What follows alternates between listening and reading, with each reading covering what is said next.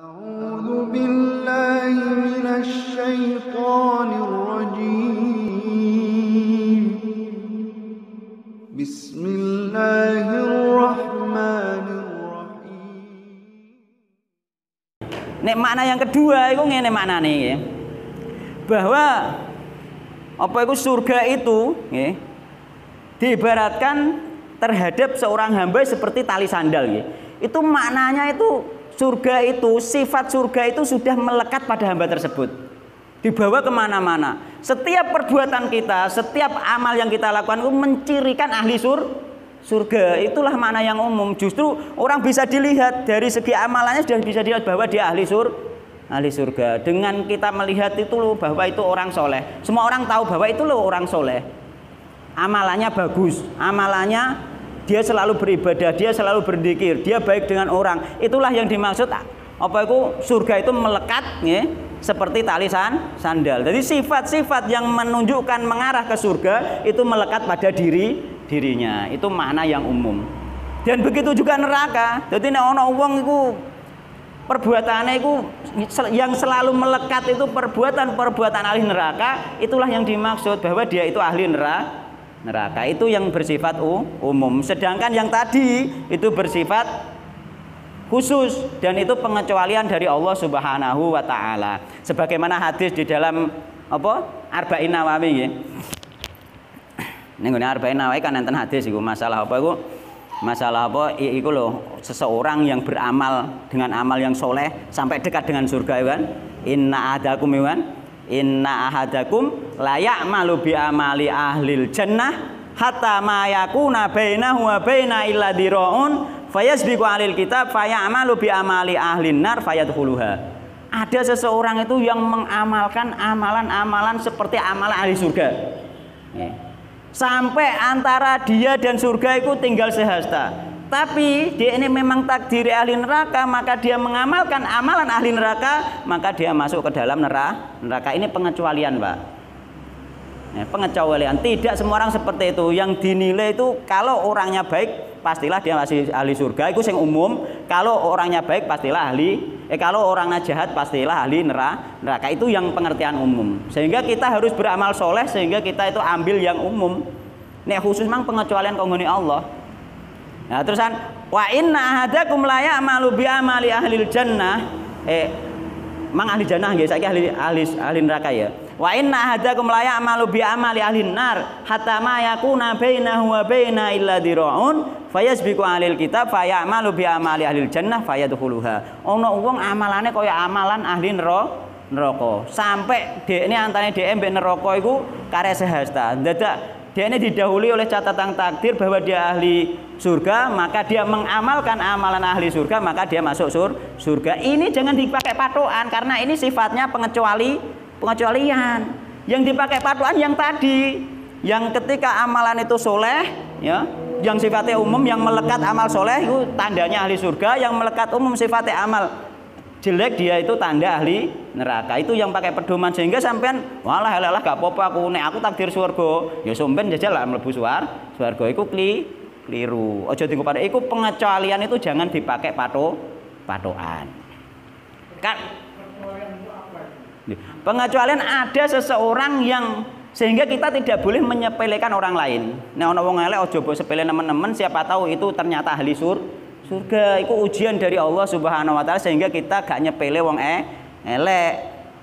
Dan kita tidak memuja-muja sampai sampai mendewa-dewakan orang soleh. Karena apa? Siapa tahu dia nanti di suul khotimah masuk neraka. Sama saja sehingga kita itu biasa-biasa saja, menghormati orang soleh juga biasa-biasa saja. Terus mengingkari orang jahat juga biasa-biasa saja. Gak nemen-nemen Pak intine cinta aja nemen-nemen, benci aja nemen-nemen. Intine ngoten. Lho. Kenapa nggih, Pak? Kenapa nggih? Kenapa ada nanti itu ada apa?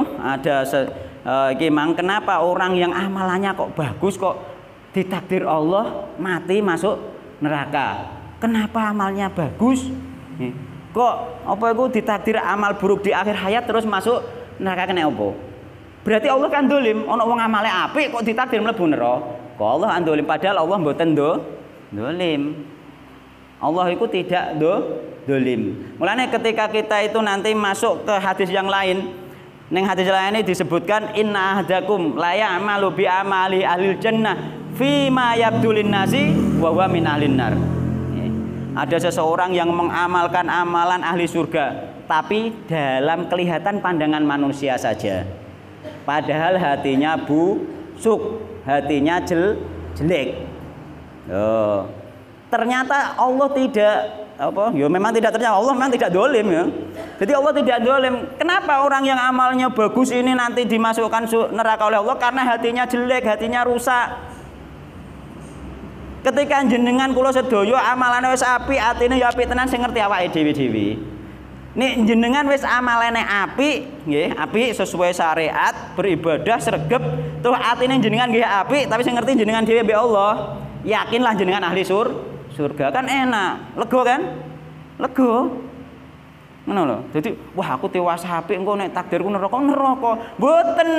Nek atine apik gak ngarah ditakdir neraka, muga Allah gak ngarah dolim. Mboten mungkin. Ketika kita baik dari segi amal dan juga dari segi hati, enggak mungkin kita masuk neraka. Karena apa? Allah tidak dolim. Tidak mungkin Allah itu dolim. Kok ning hadis ning guri sesuk-sesuk ana masalah Allah itu tidak dolim. Kamu mungkin dolim. Dan juga sama tadi apa wa inna ahdakum la ya'malu bi amali ahlin nar hatta ma yakuna bukan itu wa inna ahdakum la ya'malu bi amali ahlin nar fi ma yabdulin nasi wa huwa min ahlil jannah. Ana wong amalane kaya amalan ahli neraka ya. Tapi dalam pandangan manusia padahal dia ahli surga. Iku apa? Iku kejadiannya itu misalnya ngene Pak. Misalnya ana wong ku ana sing entuk ada seseorang itu yang mendapatkan hidayah berupa irsyad nggih. Hidayah berupa ilmu. Dia tahu ini benar ini salah. Ini wonten nggih. Dia entuk hidayah iki bener iki salah wonten. Ngerti dia. Tapi dia belum mendapatkan hidayah taufik. Sehingga dia ini ngerti iki salah iki bener gak iso nglakoni, Pak. Tapi hatinya dia ngrundel, ya Allah aku gak iso nglakoni kaya wong iku rek. Wong iku salat sregep, wong amal ibadah sregep ngaji. Aku kok gak iso ya Allah. Dia ngerenon, Pak. Dalam hati itulah karena hatinya baik ini dengan apa itu perasaannya yang baik ini Allah mentakdirkan, Allah tahu bahwa hatinya baik, dia sebenarnya ingin, cuma Allah kan gak ngekei hidayah, belum memberi hidayah taufik. Kan bukan salahnya dia. Allah belum memberi hidayah taufik. Belum memberi kayak lo sing la haula wala quwata illa billah, kekuatan nglakoni ibadah iku ngukur kanggone Allah Subhanahu wa taala. Dia tapi pengen, ya Allah wongku iso korban, ya Allah wongku salat jamaah sregep, aku jane ya pengen. Nah, hati yang baik ini yang tahu dia juga sama Allah, sehingga Allah ngerti hatinya orang ini baik, Allah mengakhiri akhir hidupnya seperti yang ada di dalam hatinya sehingga dia masuk surga. Wong liya ngawasi ketoke bajingan, Pak. Gak tahu budal di masjid. Tapi bareng ning akhir hayatnya dadak budal masjid pisan wae terus meninggal. Mulane ketika kita melihat tokoh-tokoh hebat pun sing awal-awale iki maune kelihatan gak bener, kita juga harus husnudzon. Siapa tahu di akhir hayatnya mereka bertobat, kita tidak tahu. Sehari bertobat, berbuat baik, terus mati, husnul hati masuk surga kita nggak ngerti. Masalahnya di situ. Ya inilah nanti baiknya hati itu husnudzon. Cuma ketika tokoh itu ada ajarannya yang buruk ya jangan diikuti. Tapi aku mau jangan suudzon. Siapa tahu beliau meninggal dalam keadaan sudah bertaubat. Taubat sedina dina sing roh sapa, Pak? Gak ono sing ngeroh, gak ngarah kecatet, Pak. Gak ono sing ngeroh. Moro-moro pas salat wis sregep tenan, ikhlas tenan meninggal. Sing ngerti sinten. Iku pengecualian, tapi niku nggih pengecualian. Umume nek apik ya dadi apik, nek elek dadi elek. Tapi sing jelas ketika kita baik dari sisi zahir dan sisi batin, kita pasti masuk surga karena Allah tidak akan dolim. Tapi ketika kita itu baik zahir saja, hatinya jelek, itu ada kemungkinan masuk neraka. Mulane